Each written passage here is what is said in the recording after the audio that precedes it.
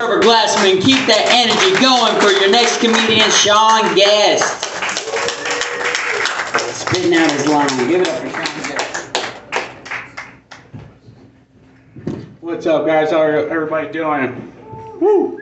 Make sure you're tipping that wait staff. You know, they're doing a good job taking care of you guys. Now, Trevor was talking a lot of shit about supercuts, but guys, just remember, you know, these middle-aged white ladies nowadays, they got 3 fucking options in today's society. It's that, you know, OnlyFans, or selling fucking shit to you through Facebook Messenger. That is the one where they should just go kill themselves. So, like, I'd rather them give me a shitty haircut, all right? Now, if you guys don't mind, I'm gonna get a little weird tonight, you know. Been having some drinks, and I'm going to tell you guys a story. You see, it popped in my head the other day. I used to tell it pretty often to my friends. It's a very embarrassing story. See, the thing is, I've been single for the past few months, and it's my first time being single in years. And I'm going to sit down Big J. Okerson style to tell this story. But the thing is, I'm back on those fucking sites, those, you know, not Backpage, but like the swipe ones, you know.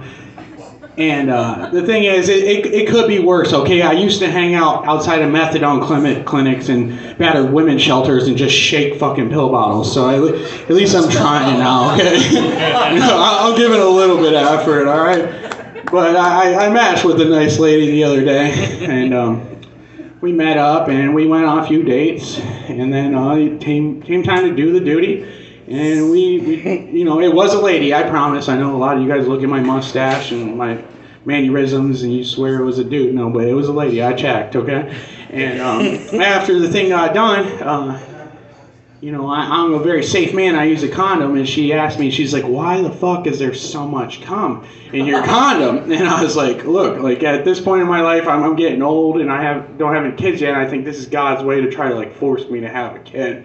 In the back of my mind, it gave me almost like a Vietnam flashback, okay? Because you see, at the very beginning of the pandemic, I thought Florida was going to shut down, and boy was I wrong. But I went back to Michigan, where I'm from, so I could make sure that I could work during the shutdown and stuff like that. And I went about 90 days without, you know, a release. And that, for me, you'd be very surprised, but that's a long time for me, okay? And I was on the sites at the time, and there's a nice little town called Flint, Michigan. I'm sure you guys have heard of it. But there was a very pretty lady that probably had no business talking to me, but we swiped and we matched on this thing. And see, the thing is, I grew up in very urban areas, and I was always like the white boy that wasn't afraid to talk to everyone. So I was a lot of girls' first white boy, you know what I mean? Like, so that I kind of would use that to my advantage. So me and this young lady, we had matched and decided to go on a date, and we had a great day. We went to a very nice Indian restaurant. I didn't shit my pants, so that was a good start, you know. And then we went to a movie, and then we went back to her house, and she lived in a project housing development, which is fine. I don't care, you know. It was kind of scary. I double locked my car, but then we go back in the place, and I'm ready to rock and roll. Turns out her babysitter goes home, and her kid is like 10, and this motherfucker just won't go to bed. So she's like, let's just watch a movie. So we're watching, I don't know, Dr. Dolittle 7 or something like that, and she's like touching, but you know, there's nothing else happening because there's like a 7-year-old this far away. So like at this point, I have an excruciating, hurting pain going on in my nether region. And then finally the kid goes to bed, and she's like, okay, it's time to go upstairs. Would you like to go upstairs? And I'm like, sure. And I don't know if you guys know this. I see there's a lot of white people in the crowd here tonight. But black women give the best blowjobs on the planet. And about 30 seconds into that bitch, my little thing turned into a fire hydrant, okay? And at first, like, she's being confident about it. She's thinking, like, this little thing I can suck down whatever's coming out of it. And then all of a sudden, it just starts pouring out of her nose. And then it starts dribbling out of her ears. And I'm like, oh, fuck. And then she's like, no, stop. And then she pulls her mouth out. And all I could scream was, I'm so sorry. And then I just stood up, and seriously, like a fire hydrant. Like, I didn't even think this was scientifically possible. Like, it just sprayed everywhere, like all over her mirrors, her dressers, her dirty laundry. I was like, she's already gonna wash those, so that's okay. But like it was weirdest thing that's ever happened to me, but it was kind of badass in the back of my head. But I didn't know what to do, and like any guy, you know, usually when you get done doing something like that, you do one of two things. You either fall asleep or you run as fast as you can. So I fell asleep for about 4 hours and then got up and ran as fast as I could and got out of there. And I texted her, I'm sorry, and then we never spoke to each other again. So hopefully she never sees this or finds out about this. But yeah, that was one of the weirdest things that's ever happened to me, you know. And it was a good time. I don't regret it, but I praise Shaniqua for that and for dealing with that. Okay? She's a nice lady, and she deserves all the benefits she can get.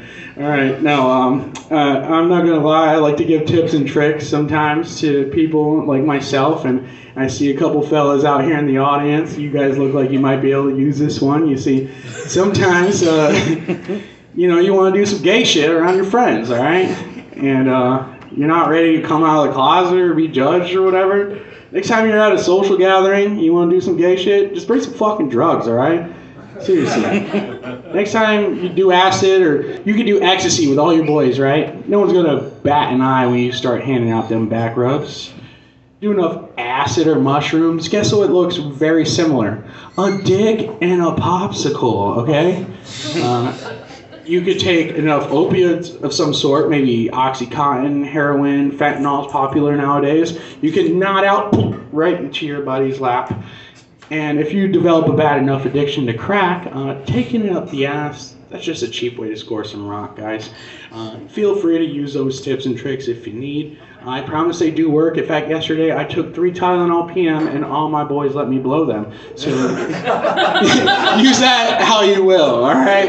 And I got one more. This one is also, again, for the fellas. I'm feeling a little bit feminist right now. I'm sorry. But just know that I identify as a fat bitch, so I could say all these things, all right? But, and, you know, guys, sometimes you're sick and tired of, you know, holding doors open, being a gentleman, paying for shit.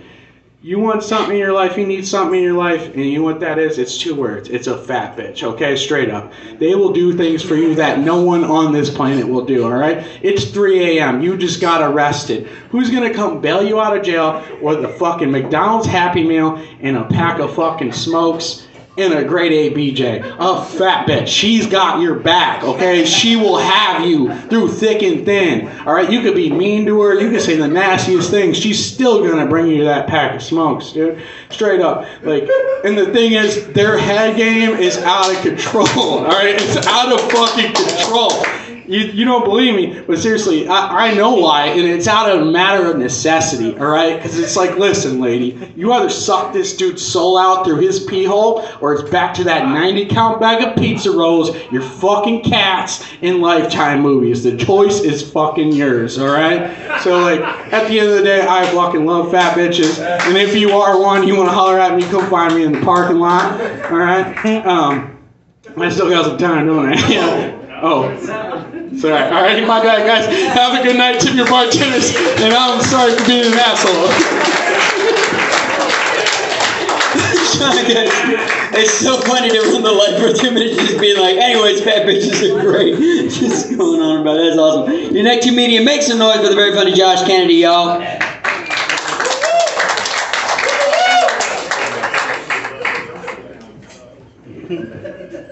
What's up, Side Splitters? How we doing tonight, guys? Yeah. Thank you, Sean, for that 7-minute filibuster on fat bitches. That was awesome. I didn't know that was possible in comedy, but hey, fat women are really winning tonight, I think, too. Yeah. I'm not a very shit. This got some feedback. I'm not a very mechanical person. Anybody mechanical in here? Handy guys? Looks maybe. Yeah, this guy over here. It's pretty confident.